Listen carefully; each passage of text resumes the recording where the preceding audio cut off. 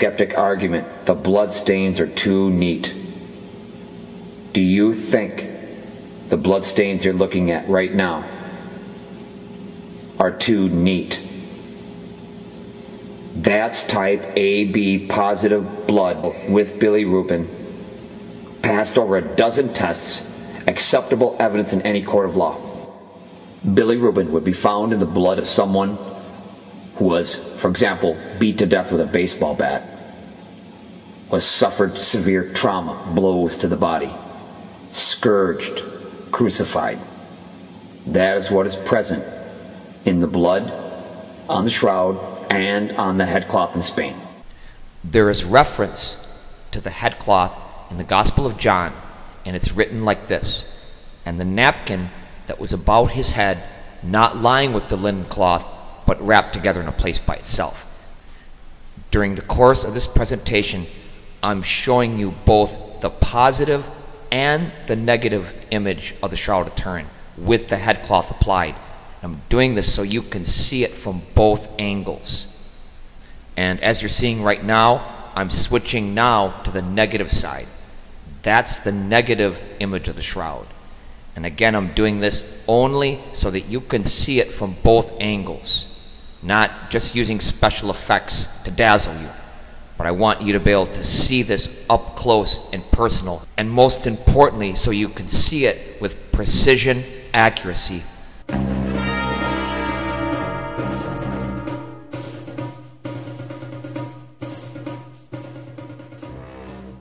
In addition to containing elevated levels of bilirubin in the blood also shares numerous other similarities. For starters, this is type AB positive blood, one of the rarest blood types in the world. It is also post-mortem blood, meaning the person that made contact with these claws was dead. There's also fresh blood, blood that was shed while the person was living, and it is not clotted or coagulated, another extremely unique property. It also contains double X chromosomes. It is consistent with what would be a virgin birth. The calculated odds that the blood on the shroud and the headcloth is a coincidental match and is not from the same person is 1 in several million at the least. Logical conclusion, the blood is from the same person.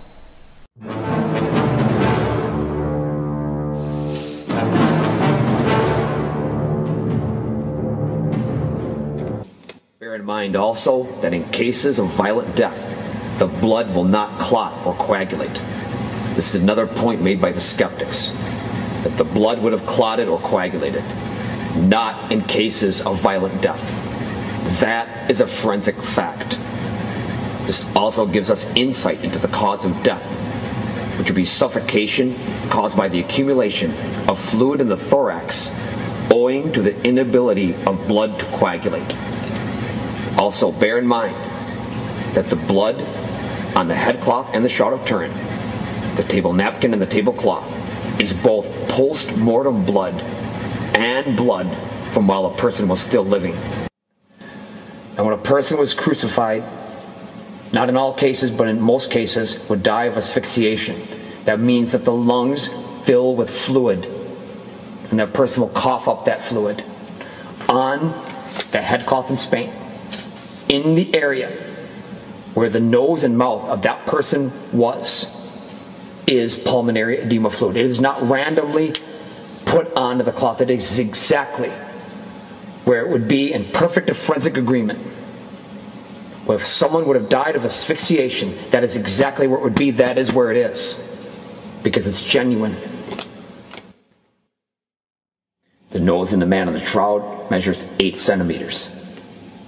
The nose of the man who was covered in the headcloth in Spain is 8 centimeters. Identical form of chin. This is a capital murder case. This is a wrongful death case. And we want to know who that man in the shroud is. Out of respect for him, we're going to give him a name. And he deserves that. In the same way, if this was your father, or if this was your mother or brother or sister, husband or wife, son or daughter, then we're going to give that person the respect of doing a thorough investigation and give a name to this person. And we know who this is.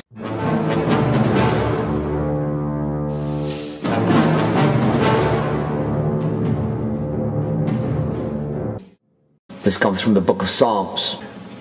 I am poured out like water, and my bones are all out of joint. My heart is like wax. It is melted within me. My strength is dried up. My tongue clings to my jaws. You have brought me to the dust of death. The congregation of the wicked has enclosed me. They pierced my hands and feet. Forensic evidence on the Shroud of Turin. One wrist bears a large wound from piercing. Second is hidden by hand. There is a large puncture wound in the feet, as by a single spike. Pierced. They pierced my hands and feet. Streams of blood down both arms at the angle that would occur from crucifixion. The nail wound is exactly in the space of desktop, which conforms exactly to how that would be done in Roman crucifixion. Now also, when you look at the image of the Shroud of Turin, and look up close, get a close-up of the hands. This is a point made by skeptics. It looks as though Jesus has very long fingers. But what that is the metacarpal bones in the hand and the fingers combined. So this image has X-ray quality. When you look at the Shroud of Turin, it has a photographic/X-ray look to it. This is an image that was not formed by the visible light aspect of the electromagnetic spectrum. This is a short-wave, high-frequency burst of light. Yet it is not X-ray or gamma ray, as we have eliminated those also as being possible forming this image. The light source that is responsible for the image is not of the electromagnetic spectrum that we know of. But we do know the light source that created the image is short wavelength high frequency, meaning 750 trillion cycles per second minimum.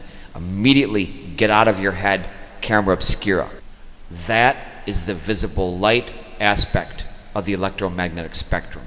Neither is it ultraviolet, X-ray, or gamma rays. They have all been eliminated as being possible of producing the Shroud image. We can only conclude that the image was formed by a light source not of this world.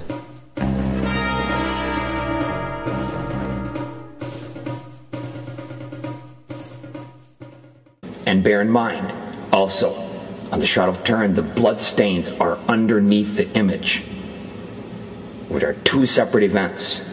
The blood stains first, the image comes secondary, which also agrees with Scripture.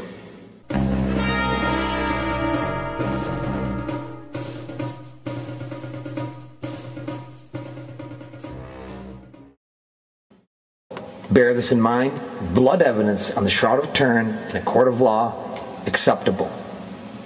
The results of the 1988 radiocarbon dating would not be admissible in court due to the fact that they failed the X2 test, a very critical test. The X2 test reveals if there's been tampering or a inconsistency in the samples. And that's exactly what you have going on in the 1988 radiocarbon dating.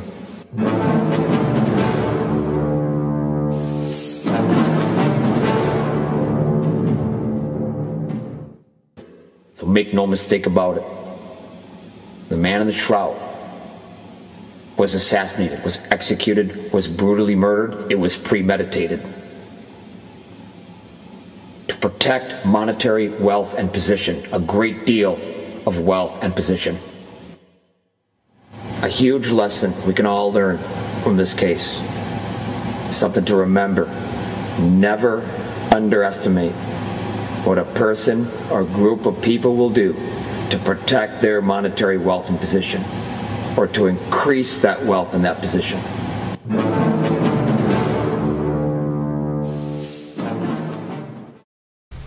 catching on yet?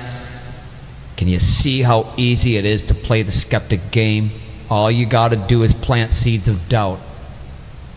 Doubt and uncertainty. The two emotions blend and becomes fear.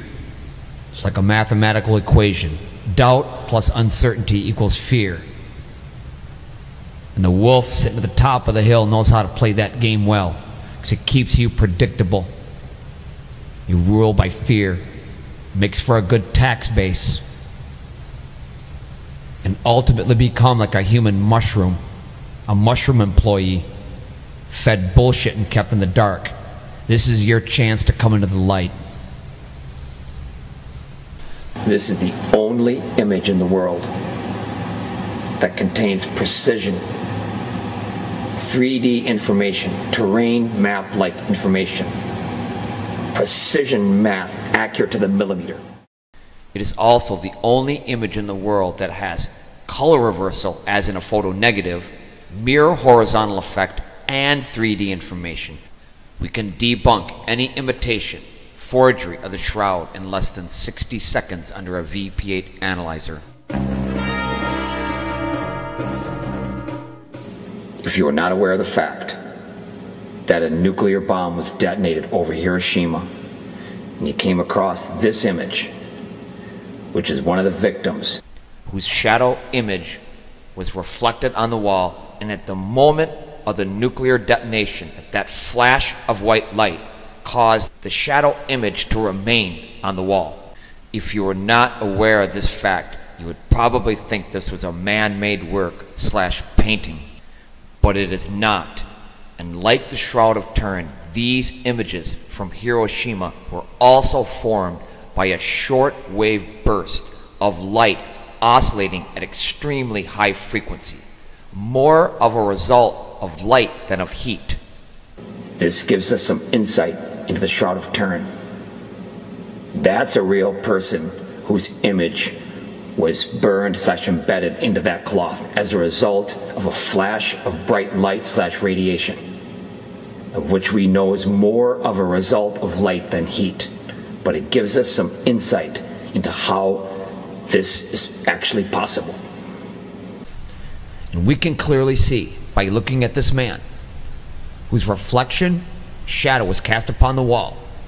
If you expose it to a powerful enough light, it will cause the image to embed, in this case was into wood.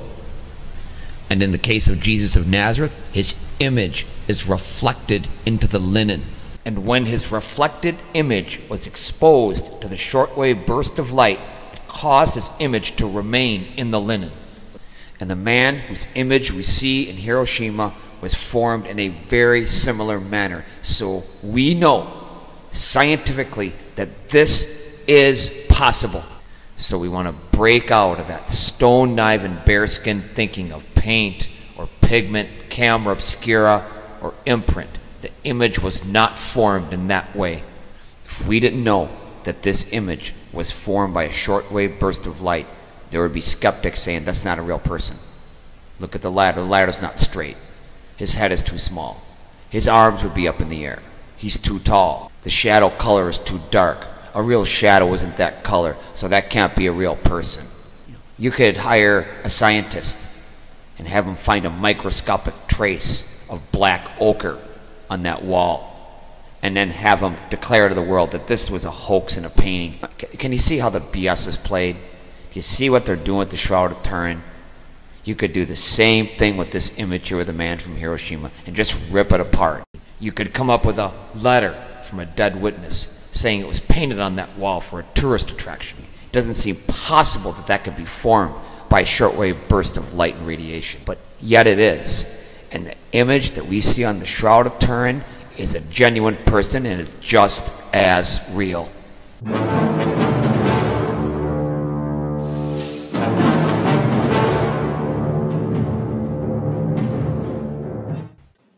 Okay, let's recap. The headcloth in Spain and the napkin that was about his head, not lying with the linen clothes, but wrapped together in a place by itself. That is the Sudarium of Oviedo that is in Spain. It has been authenticated as being the cloth that wrapped the head of Jesus of Nazareth. Authenticated by the country of Spain. That was in 10th century.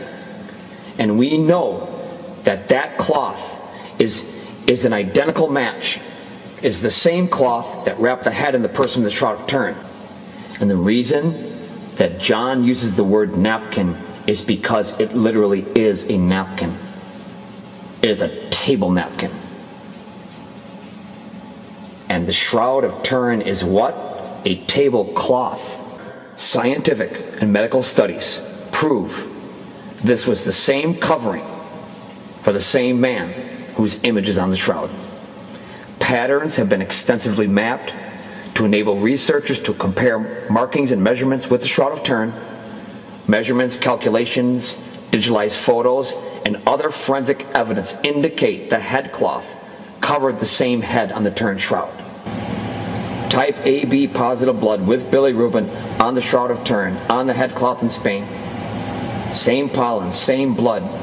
The fabric is the same thickness and same threads per surface unit. So that means whoever wove that cloth, the tablecloth, also did the table napkin. The table napkin and the tablecloth go together.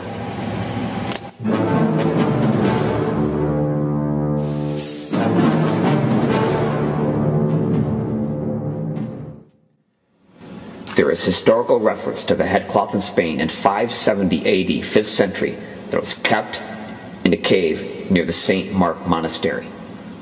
And in 616, 6th century, was taken out of Israel through North Africa and into Spain. And the pollens on the headcloth are from Israel, North Africa, and Spain. So the headcloth has been in Spain since 6th century. It's never been moved. On March 14th, 1075, 10th century, the King of Spain authenticated the headcloth, the Sudarium of Oviedo, as being the property of Jesus of Nazareth. Officially authenticated by the country of Spain, by the government, not by a church. And whether he knew it or not, at that same moment, the Shroud of Turin was also authenticated in 10th century. 1075. So the Shroud of Turin was authenticated in 10th century, 1075.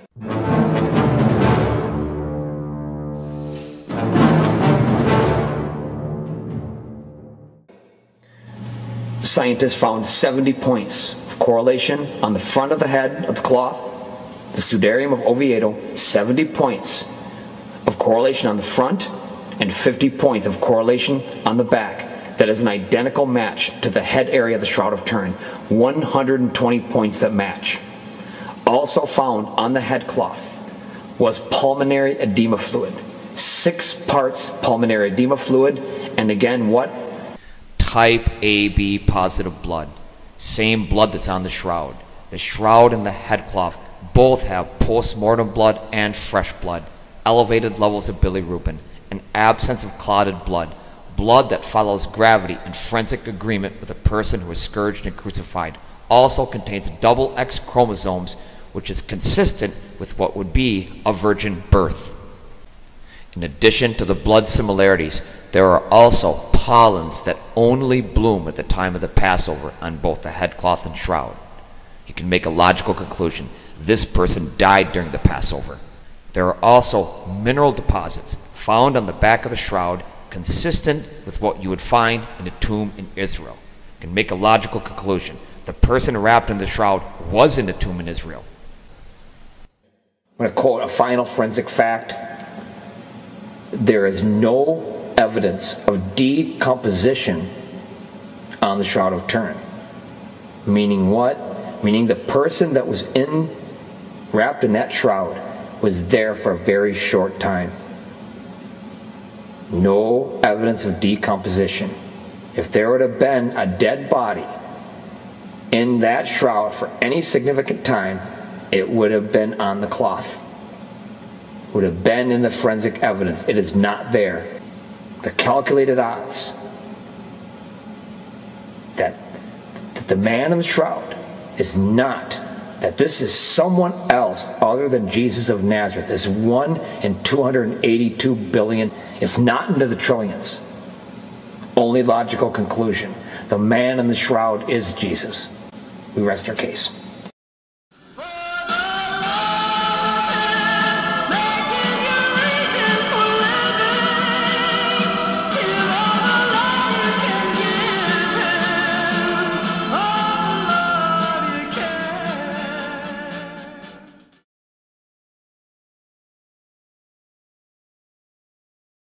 There is no promise of tomorrow.